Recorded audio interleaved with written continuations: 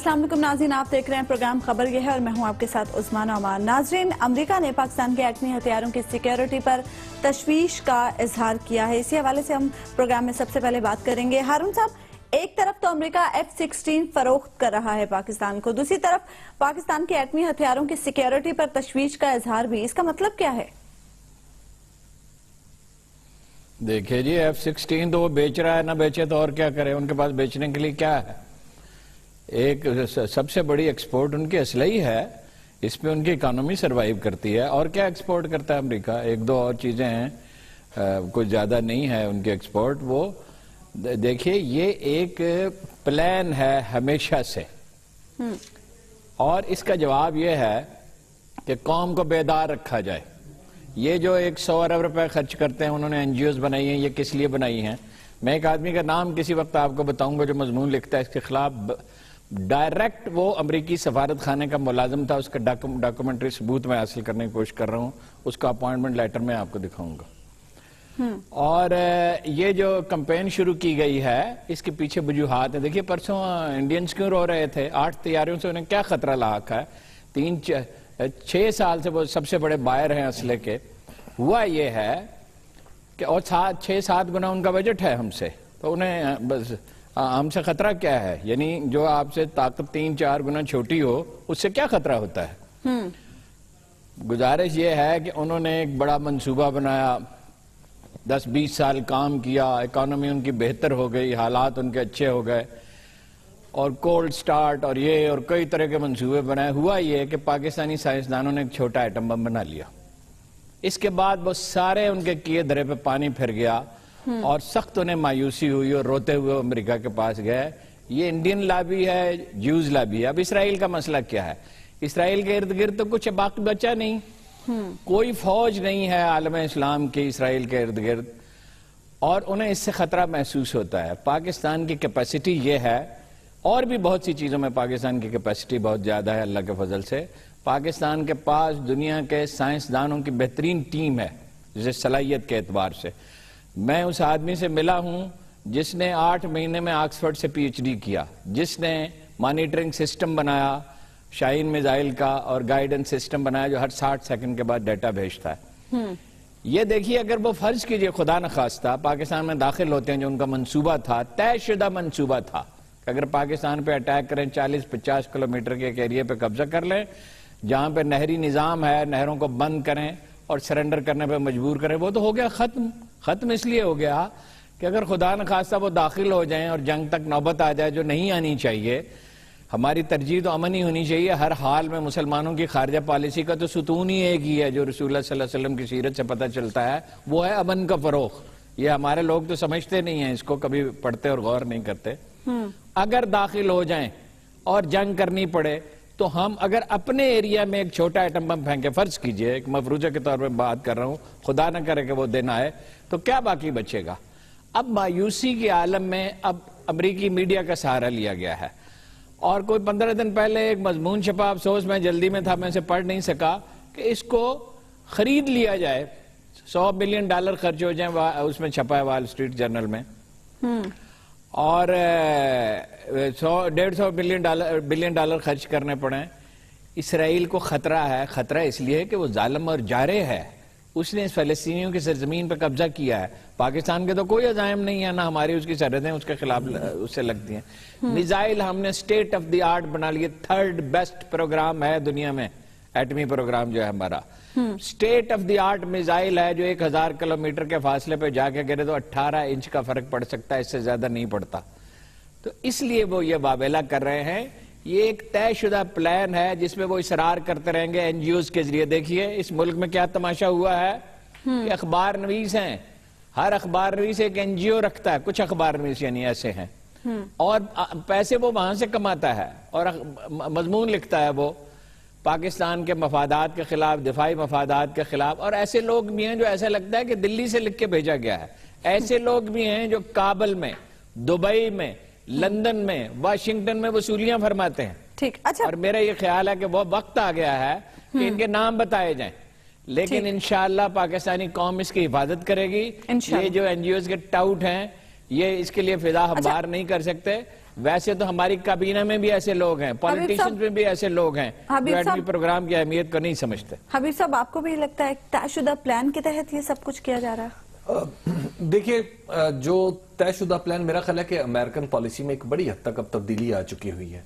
वो अब इस प्रोग्राम को रोल बैक नहीं कर सकते। ये हो सकता है उनकी ख्वाहिशात और जज्बात तो वही हैं प्रोग्राम के, हमारे प्रोग्राम के बारे में, जो हमारे डेटोनेशन से पहले थे, यानी 1998 से पहले थे।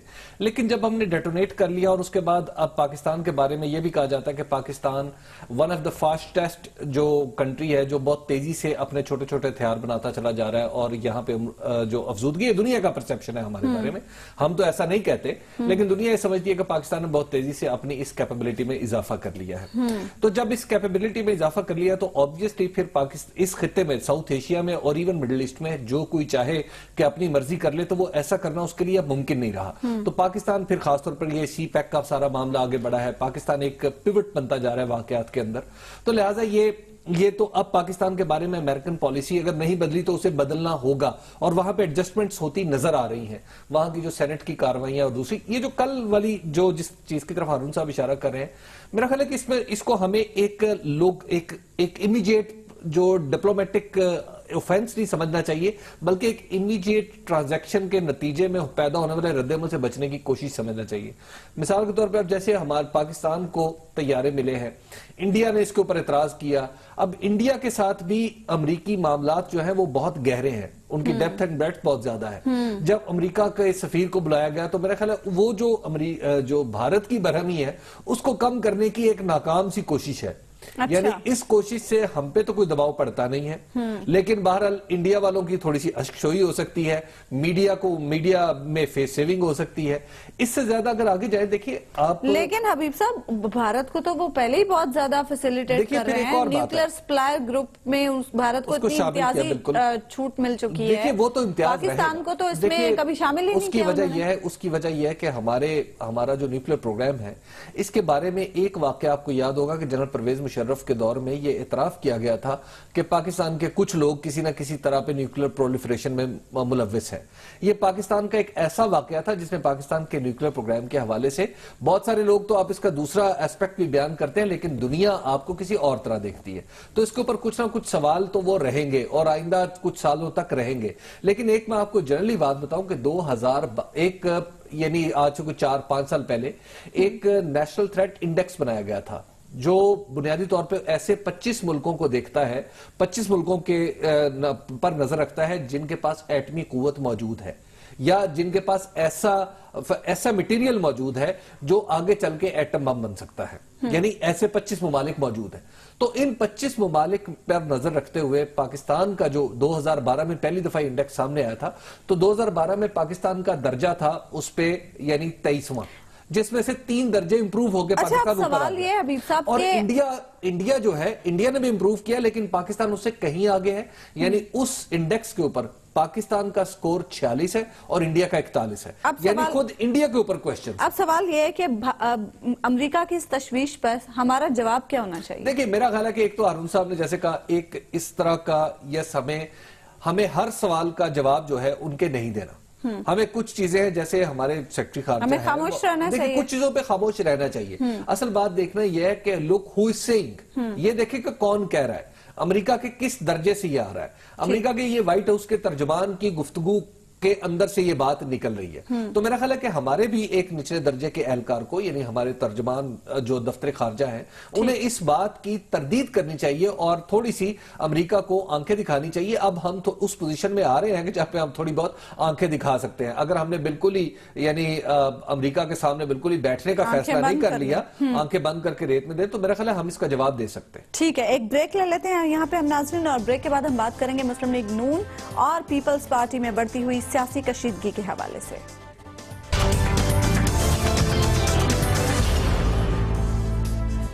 वेलकम बैक नाज़रीन। ब्रेक पर जाने से पहले हम बात कर रहे थे पाकिस्तान के एटमी हथियारों की सिक्योरिटी पर अमरीकी तशवीश के हवाले से। हारून साहब, हबीब साहब ये कहते हैं कि इस मामले पर हमें बहुत ज्यादा स्ट्रॉन्ग रद्द-ए-अमल देने की जरूरत नहीं है, आपको भी ऐसे ही लगता है? نہیں یہ انفارمیشن کی ایج ہے, ہمارا موقف واضح رہنا چاہیے اس پہ, میں اس سے ایگری نہیں کرتا. اس پہ بات کرنی چاہیے اور ڈٹ کے کرنی چاہیے, اور وزیر اعظم کو کرنی چاہیے. وزیر خارجہ بھی ابھی تک نہیں بولے. دیکھیے گزارش یہ ہے کہ 4 آرمر ڈب ہیں ان کے, ہمارا ہے ایک, کہ وہ ڈپلائمنٹ ان کی دیکھیں کہاں پہ ہے نقشے پہ, کسی دن اس کی وضاحت کریں گے کس لیے انہوں نے بنائے ہیں.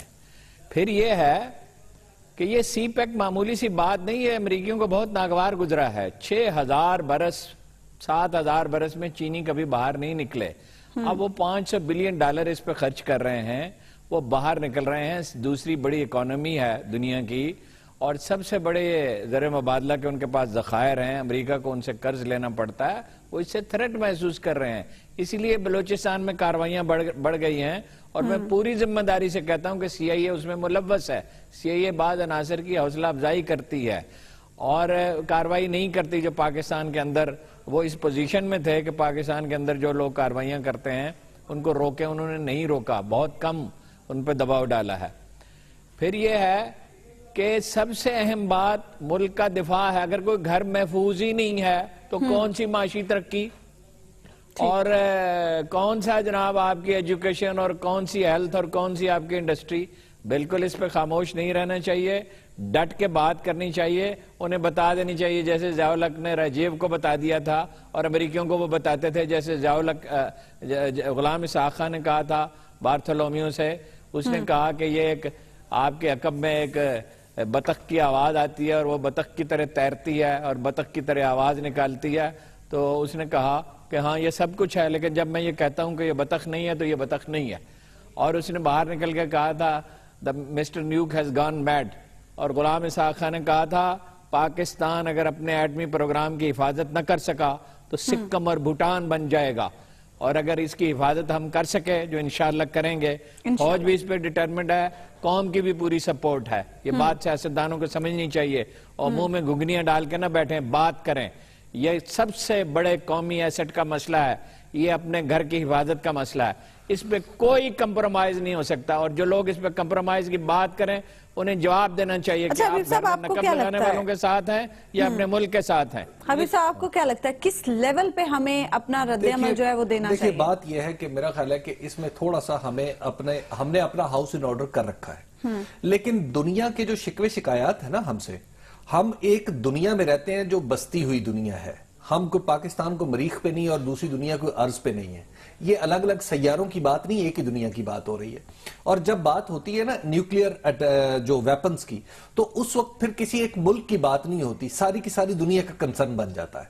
تو دیکھیں نیوکلیئر ویپنز کے حوالے سے پوری دنیا میں جو ہمارے بارے میں کنسرنز ہیں ہمیں انہیں بھی ایڈریس کرنا ہے.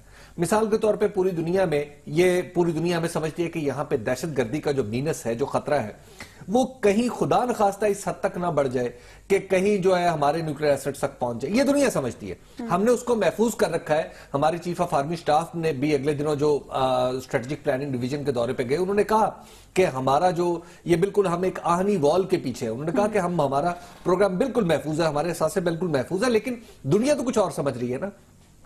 تو اس دہشت گردی کے مینس کے خاتمے تک یہ معاملہ ہے. جو مرضی سمجھتی رہے ہارون صاحب, کیوں ایسے آپ جو مرضی کیسے سمجھتی رہے؟ بہت سارے کنسرنز تو ہمارے بھی ہیں نا, مطلب آپ اس دنیا میں نہیں رہ رہے. سنیں, دنیا کے کہنے پہ عرض سنیں, دنیا کے کہنے پہ نہیں چلا جاتا. یہ دنیا کا موسٹ پروٹیکٹڈ پروگرام ہے. جو ان کا کنسرن تھا ہم نے اس کو ایڈریس کیا, وہ مسئلہ حل کیا, اس کی حفاظت کے بہترین انتظامات کیے. پاکستان آرمی اس کی حفاظت کر رہی ہے. ٹیررزم از ڈائنگ ڈاؤن, کم ہو رہا ہے, ٹیررزم بڑھ نہیں رہا ہے, اس سے فائٹ کیا جا رہا ہے, اور معاشرے کا اس پہ اتفاق رائے پیدا ہو گیا ہے. وہ دنیا کو ایک اعتراض کرے ایسا جو معقول ہو تو ہمیں اس کا جواب دینا چاہیے. دیکھیں پھر ایک دوسرا اعتراض ایڈریس کرنا چاہیے, ان کا ایک دوسرا اعتراض, نامعقول اعتراضات کرتے رہے. اس طرح کے مضمون اگر چھپے, میری عرض سنیں, سیاسی استحکام کے بارے میں آپ کی کیا رائے ہے؟ اس کو خرید لیں. جو دنیا ہماری سیاسی استحکام کے بارے میں تھوڑی سی متزلزل رہتی ہے, وہ کہتی ہے کہ پاکستان میں سیاسی استحکام جو ہے آہستہ آہستہ, وہ بھی تو ایک مسئلہ ہے. اس پہ ہم روز بات کرتے ہیں, لیکن ہم اپنی دیکھیے اس خطہ ارض میں پاکستان کا ایٹمی پروگرام استحکام اور امن کی ضمانت ہے. یہ مارگریٹ تھیچر نے کہا تھا کہ روس میں کھڑے ہو کے کہا تھا, ماسکو میں کھڑے ہو کے کہا تھا کہ چھوٹی قوموں کے لیے اس کے سوا کوئی چارہ نہیں ہے کہ ایٹمی پروگرام سے اپنی حفاظت کریں. کیا یہ روایتی اسلحے میں تو ہم ان کا مقابلہ نہیں کر سکتے, اس کی حفاظت ہونی چاہیے, یس. اس کا بہترین انتظام ہونا چاہیے, یس. دنیا کو اطمینان دلانا چاہیے, یس. لیکن اس پہ کمپرومائز کا کوئی سوال پیدا نہیں ہوتا. ایران کے تجربے کے بعد وہ سوچنے لگے ہیں بعض لوگ ویسٹ میں کہ پاکستان کا ایٹمی پروگرام بھی خریدا جا سکتا ہے, بند کیا جا سکتا ہے, مستقل پریشر ڈالا جائے, اپنی اکانومی ٹھیک کریں. وہ تو ہم روز کہتے ہیں لا اینڈ آرڈر ٹھیک کریں, اپنا کرمنل جسٹس سسٹم ٹھیک کریں, پولیس ٹھیک کریں, اکانومی بہتر ہوگی. آپ اس پوزیشن میں ہوں گے, آپ ہاتھ نہیں جب پھیلائیں گے تو آپ پہ دباؤ بھی نہیں آئے گا. وہ ساری چیزیں ضروری ہیں, لیکن اس پہ کمپرومائز کا کوئی سوال پیدا نہیں ہوتا. دیکھیں لیکن جو اس پہ کمپرومائز کی بات بھی کرے اس کی زبان بند کرنی چاہیے دلیل سے. ہر کالی زبان دلیل سے بند کی جانی چاہیے. لیکن بات یہ ہے کہ ہمیں بھی ایک ہولسٹک ویو لینا چاہیے. ہم سائٹس کی حفاظت کی طرف زیادہ توجہ دیتے ہیں. دنیا ہمارا جو سیکیورٹی نیریٹو ہے اس سے کو بہت زیادہ خوش نہیں ہے. ہمارے پاکستان میں جب دنیا چیزیں خراب ہوتی ہیں ہم تب جا کے اس پہ ہاتھ ڈالنے کی کوشش کرتے ہیں. ہم زیادہ سے زیادہ کیا کریں گے, وزیر اعظم کی سیکیورٹی بچا دو, صدر کی سیکیورٹی بڑھا دو, فلاں جگہ کی سیکیورٹی بڑھا دو, اسکولوں کی سیکیورٹی بڑھا دو. سیگمنٹڈ سیکیورٹی نہیں ہوا کرتی. کام ٹھیک کرو, بات تو سنیں, کام ٹھیک کرو, کام ٹھیک کرو, اور پھر دنیا کی پرواہ نہ کرو. غلط کام کرنا نہیں چاہیے, کام کرنا چاہیے صحیح, اور پھر دنیا کی پرواہ نہیں کرنی چاہیے. جو لوگ یہ سوچتے رہتے ہیں نا دنیا کیا کہے گی, وہ کبھی کوئی ٹھیک کام نہیں کر سکتے. بالکل ٹھیک بات کہی آپ نے ہارون صاحب. ایک بریک لے لیتے ہیں یہاں پہ ہم ناظرین, اور بریک کے بعد ہم بات کریں گے مسلم لیگ نون اور پیپلز پارٹی ایک مرتبہ پھر آمنے سامنے.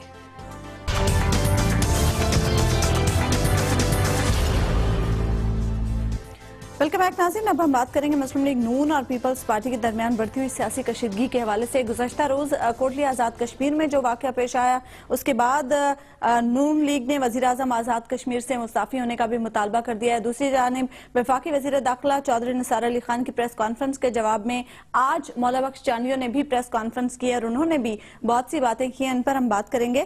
حبیب صاحب, کشیدگی بڑھ رہی ہے. ایک طرف آصف کرمانی نے یہ کہا کہ مستعفی ہو جائیں وزیر اعظم آزاد کشمیر, اور ادھر مولا بخش چانڈیو یہ کہتے ہیں کہ چودھری نثار نے آخر کون سی دم دیکھ لی ہے جس پر پاؤں رکھ دیا ہے. ویسے دیکھیں جی, مولا بخش چانڈیو صاحب نے تو بڑا ریلیونٹ سوال اٹھایا ہے.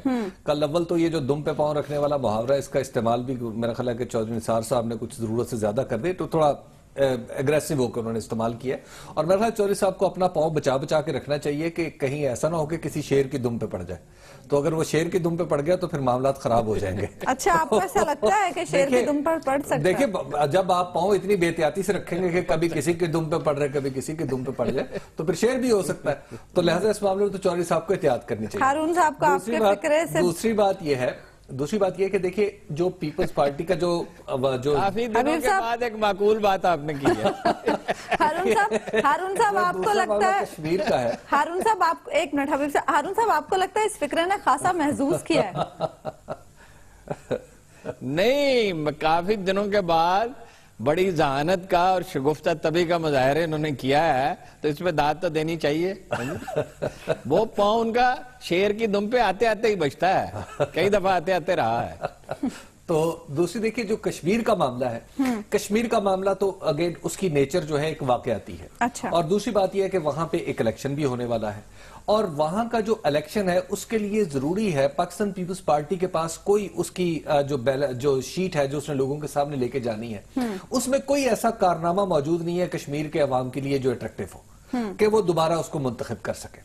اب معاملہ یہ ہے کہ وہاں پر کشمیر میں جتنی کشیدگی بڑھے گی, کشمیر میں پیپلز پارٹی کو جتنی گالیاں پی ایم ایل این والے دیں گے یا پیپلز پارٹی والے پی ایم ایل این کو دیں گے, ہر دو صورتوں میں اس کو فائدہ ہوگا. یہ پیپلز پارٹی کی پرانی اسٹریٹجی ہے کہ آپ کے پاس اگر کچھ نہیں ہے تو آپ لڑائی کی ایسی صورت کریٹ کر لیں کہ جس میں آپ خود کو مظلوم پینٹ کر سکیں.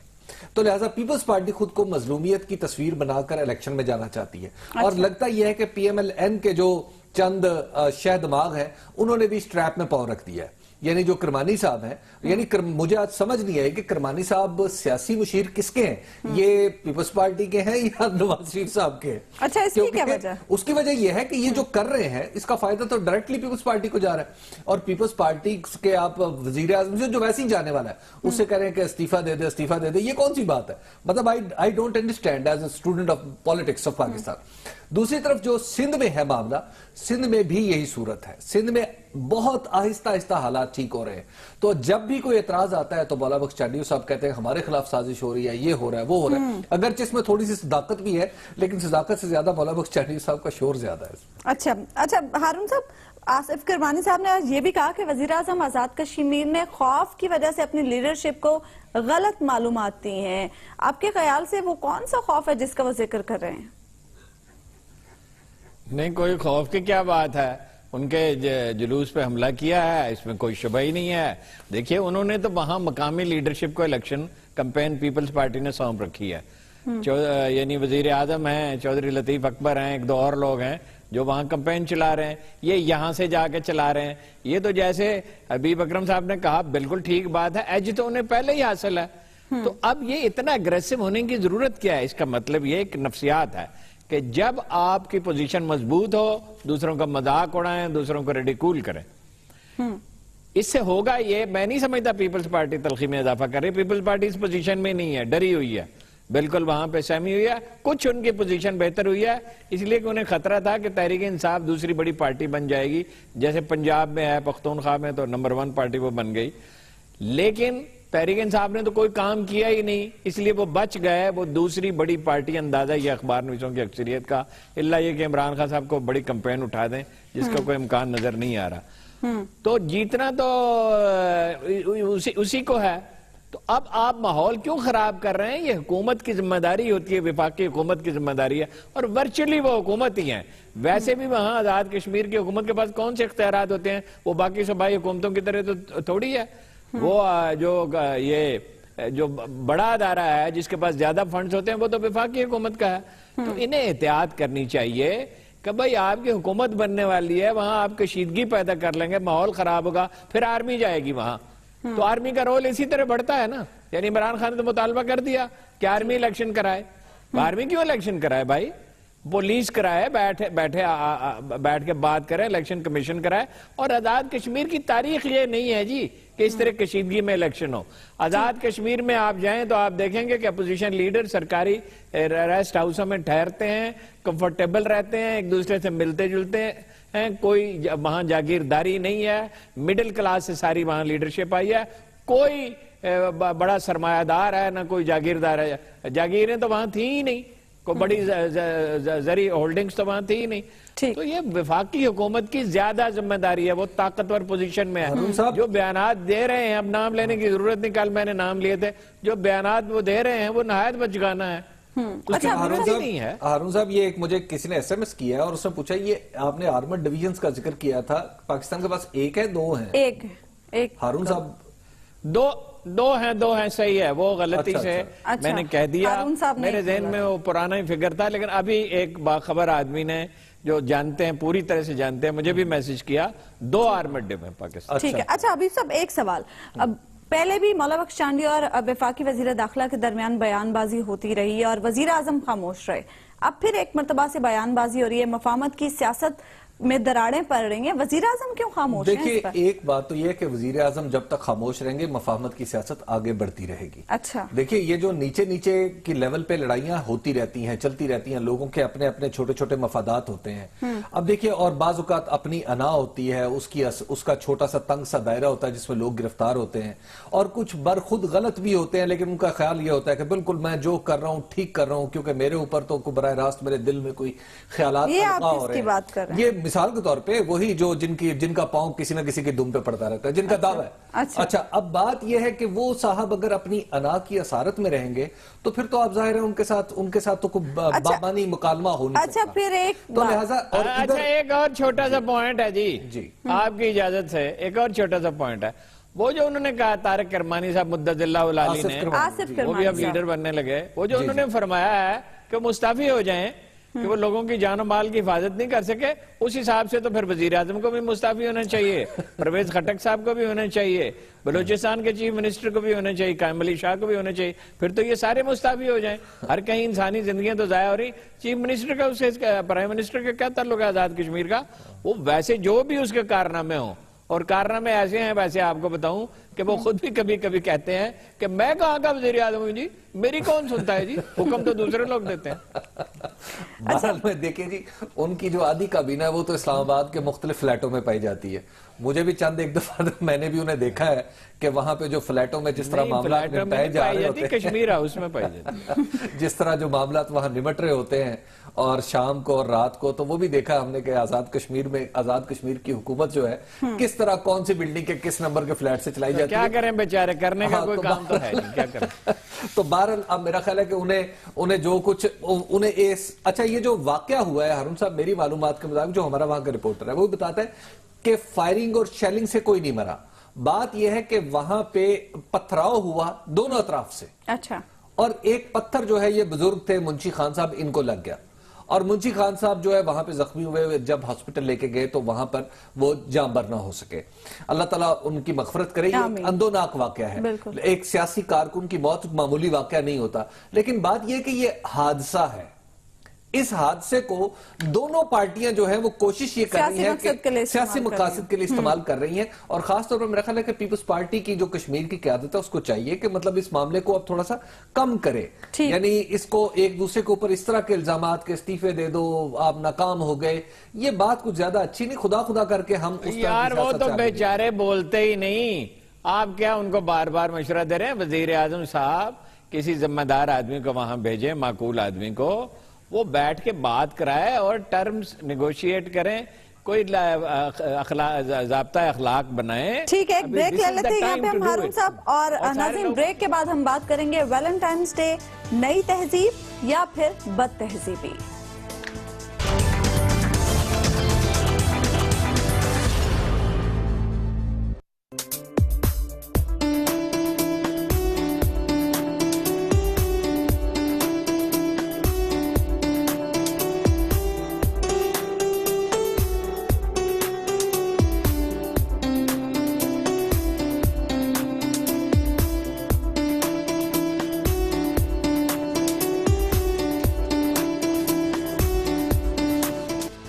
تو ناظرین یہ ہے ویلنٹائنز ڈے، جس کو لے کر ملک میں اس وقت اتنا ہنگامہ برپا ہے کہ سبھی لوگ الجھن کا شکار ہیں کہ کیا کریں اور کیا نہ کریں۔ ہارون صاحب، ویلنٹائنز ڈے کو لے کر اتنا ہنگامہ برپا ہے کہ ہمارے صدر اس پر بولے تو ان پر بھی تنقید ہو گئی، آپ اس کنٹروورسی کی کس سائڈ پر ہیں؟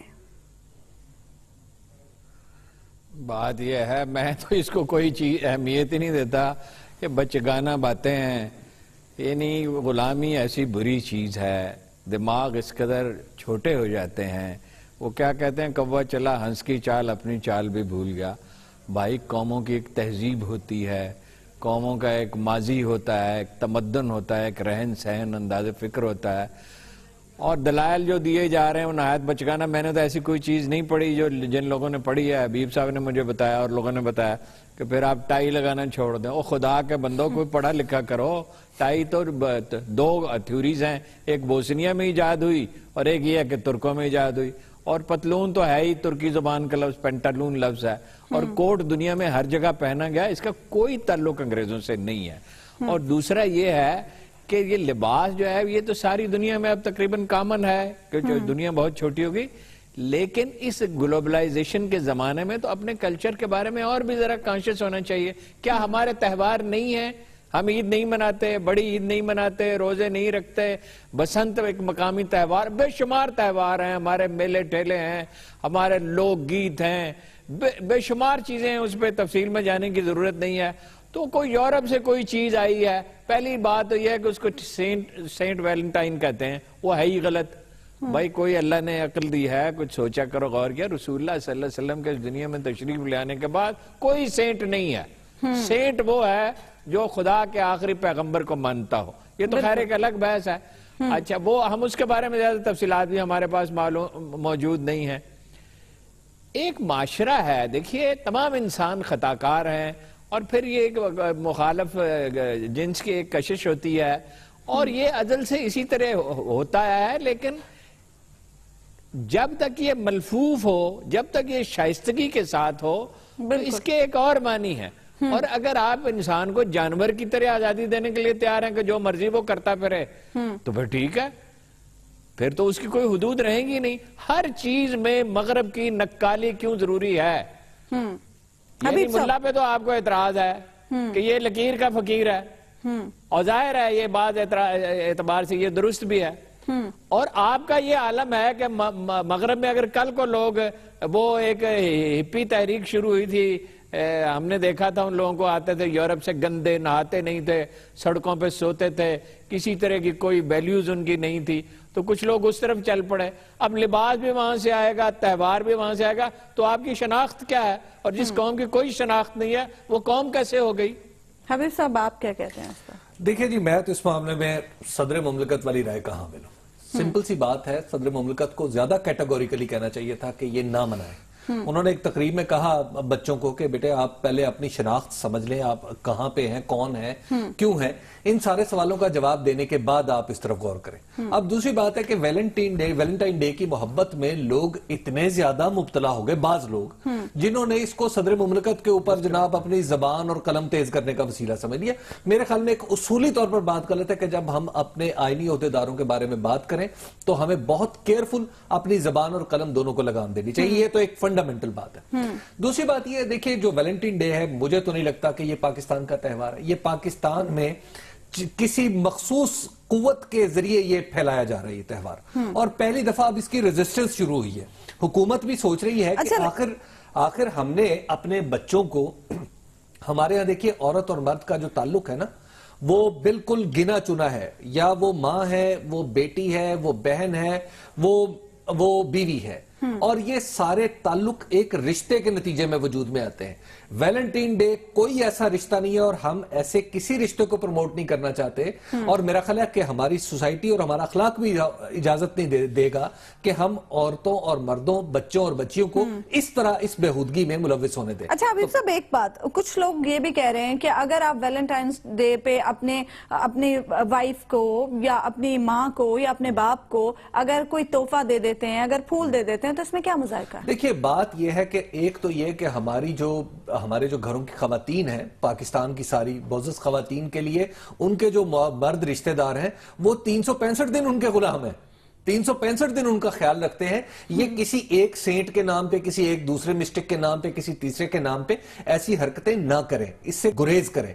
ये हमारी सोसाइटी के ग्रेन के साथ नहीं जाता। अच्छा। आप चंद शहरों की दुकानें, और फिर मैं मीडिया से भी मतलब दरखास्त है कि आप चंद शहरों की दुकानें दिखा देते हैं कि जनाब ये देखें, यहाँ पे वो भालू टेडी बेयर है, यहाँ पे चॉकलेट बिक रही है, यहाँ पे लाल रंग के ये चीजें बिक रही हैं।